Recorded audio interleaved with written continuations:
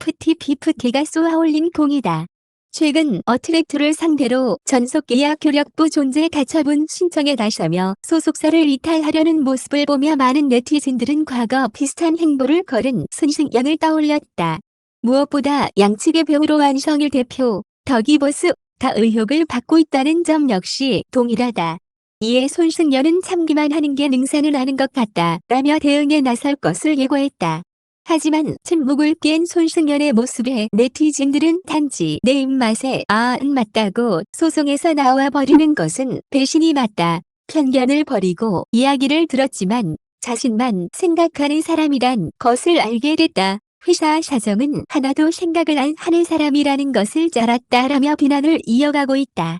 무엇보다 갈등의 골이 가장 깊어졌다고 밝힌 뮤지컬 보디가드와 관련해 본인이 하고 싶었다고 이야기했는데 소송 때는 편도에 이상이 있었는데 무리하게 강행했다고 주장하지 않았나요? 라는 등이 앞뒤가 달랐던 주장을 지적하기도 했다.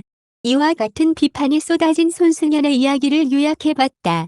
지난 25일 손승연은 연희 대통령 이진호와 전화 인터뷰를 진행했다.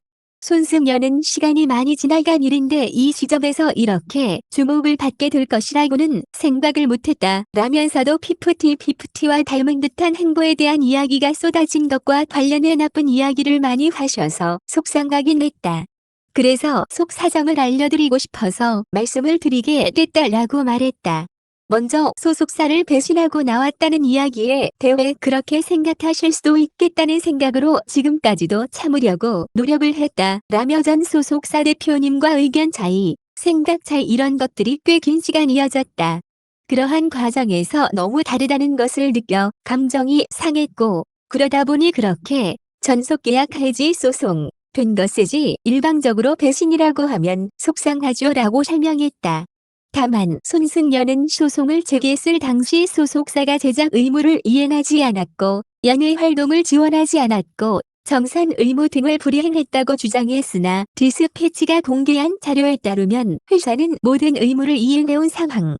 결국 소송은 패소했고 결과적으로는 다른 문제 없이 감정의 골이 깊어졌기 때문에 소송을 했다는 인정을 한 셈이다. 또한 피프티 사태와의 관련성에 대해 손승연은 정말 다른 케이스의 상황이라고 말씀을 드리고 싶다. 피프티 분들의 상황을 잘 모르지만 분명 다르다라고 말했다. 안성일 대표의 입김이 작용했다는 것과 관련해 만약 그랬다고 하면 그때 제가 이중계약이 되어 있다든지 그렇게 볼 수 있는 건데 그건 진짜 말이 안 되는 것이라며 1차 가처분이 끝나고 도움이 필요한 상황에 많은 도움을 주셨다. 가처분 신청 전에 안성일 대표와 소송과 관련된 내용을 전혀 상의하지 않았다라고 주장했다. 이어 당시 패소를 했던 내용에 대해 저도 소송을 하면서 깨달은 것은 감정적인 부분에 있어서의 주장은 사실상 법원에서는 크게 들어주지 않는다는 것을 배웠다 라며 사실적인 근거에 따져서 듣다 보니까 1차에서는 기각이 됐고 그래서 다른 자료를 준비해서 이후 제가 가처분 신청을 다시 넣었어요 라고 설명했다. 당시 손승연은 소속사와 분쟁 이후 연예 활동 방해 금지로 가처분 신청을 제기한 바 있다. 재판부는 전속계약 소송 등으로 둘 사이 포춘 손승연 다 끝을 맺었다고 봤고 손승연의 주장을 일부 인용해 주었다. 손승연은 법원에서 이야기를 받아들여 주신 덕분에 계속해서 활동을 할 수 있는 상황이 됐고 전속계약의 해지가 됐다라고 설명했다.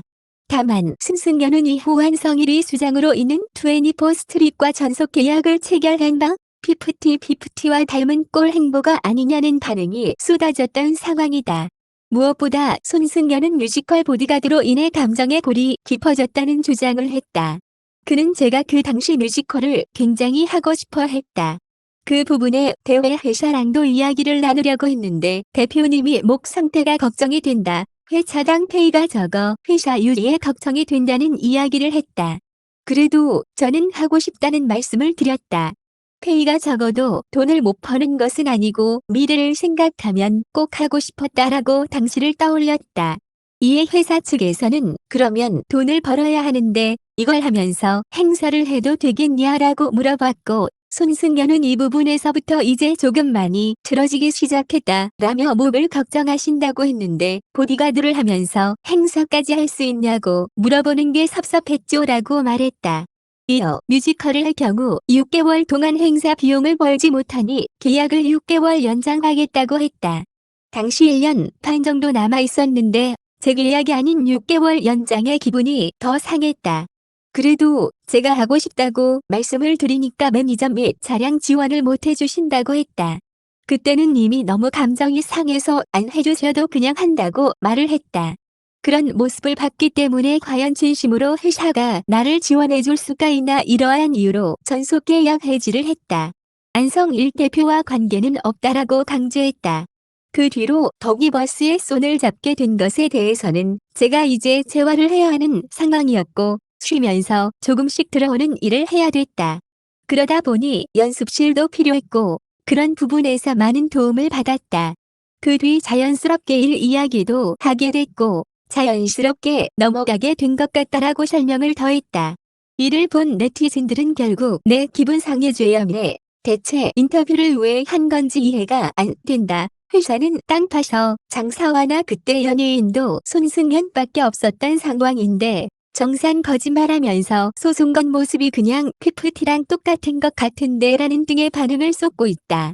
한편 손승연의 전 소속사 포추는 이와 관련해 스타뉴스와의 단독 인터뷰를 통해 안성일과의 관계에 대해 실제로 안성일 대표 소속 회사 매니저가 손승연과의 손해배상 소송 당시 증인으로 출석하기도 했었다 라며 이에 대해 그 매니저는 자신이 손승연과 관련이 없다는 취지의 입장을 밝혔는데 이후 안성일이 대표로 재직하던 당시 회사의 전 직원에게 사실 확인을 한 결과 안성일 측 매니저들이 손승연의 스케줄 매니지먼트를 도와준 것으로 확인했다라고 설명했다.